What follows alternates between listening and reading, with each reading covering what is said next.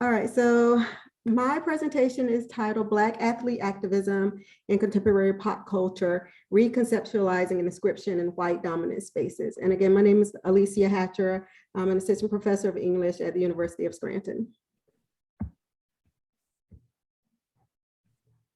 So my presentation is going to cover several different things. I'm going to begin by discussing how tacit knowledge shapes understanding, followed by a brief discussion about inscription and inscriptive practices, white dominant spaces, and how they all undergird these resistant acts that Black professional athletes are performing.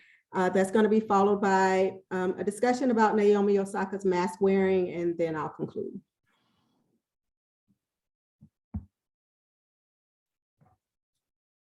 So my research and projects to date have made me acutely aware of the fact that the unique experiences of and the resulting tacit knowledge gained by Black people in America or in the United States, both historically and contemporarily, have created a need for the use of tactics such as performance and or performativity to engage in embodied resistance against socially constructed oppressions.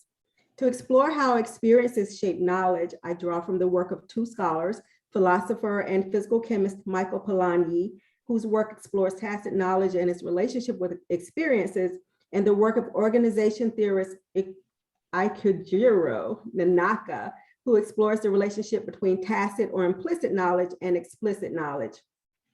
Nanaka looks at Polanyi's ideas regarding tacit knowledge from a practical perspective, postulating that organizational knowledge is created through a continuous dialogue between tacit and explicit knowledge. However, because organizations all have group cultures, his ideas also apply to groups outside of organizations. For individuals engaging in tactical performances, tacit knowledge is acquired either through individual or collective experiences, both of which are informed by the individual's connection to a specific cultural group. By contextualizing the protest acts of Black professional athletes as tactical performances, scholars are able to see how these acts exist as examples of tacit or implicit knowledge being made explicit.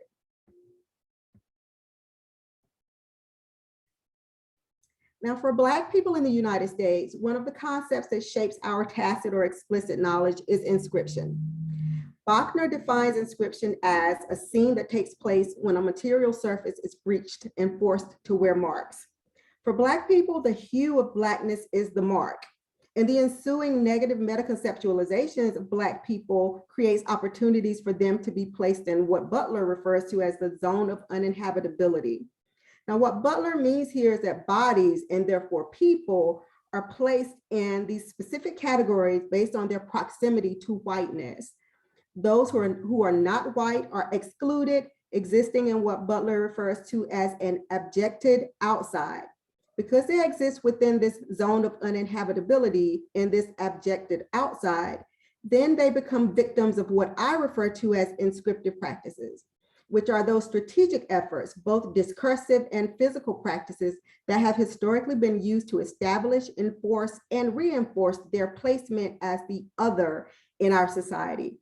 Examples of these practices are Black people being pulled over for a taillight violation and then ending up being killed, being shot while sleeping in their beds, and also being asphyxiated under the knee of a police officer. Another concept that is relevant to Black professional athlete activism is white dominant spaces. I first want to stipulate that rhetorical derivations of this concept, such as white space or white dominated space, predate my work. For example, Lipsick's a primary figure in the field of Black studies differentiates between the white spatial imaginary and the Black spatial imaginary in his work. However, in order for me to discuss white dominant space in my own work, I wanted and needed a concrete definition to work from. As such, I defined white dominant space for PSR. And PSR, or Performative Symbolic Resistance, is an analytical framework that I created that rhetorically encapsulates what happens when bodies and spaces are used simultaneously to engage in resistant acts. In order to examine space in relationship to PSR, I define white dominant space as an environment that has historically been controlled by and served white Americans.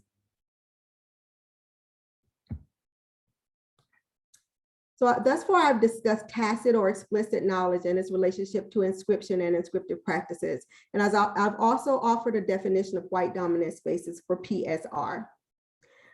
So now I want to situate Naomi Osaka's mask wearing as an example of inscription and white dominant spaces being used as rhetorical tactical tools to symbolize her resistance against inscriptive practices.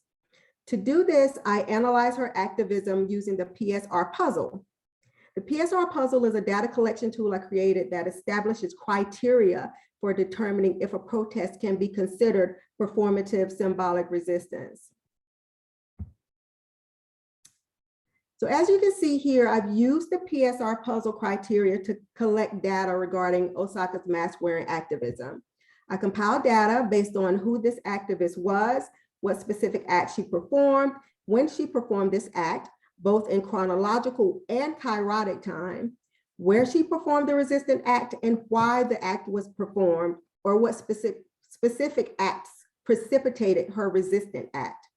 Osaka wore face masks during the 2020 US Open in response to the killings of Breonna Taylor, Elijah McClain, Ahmaud Arbery, Trayvon Martin, George Floyd, Philando Castile, and Tamir Rice.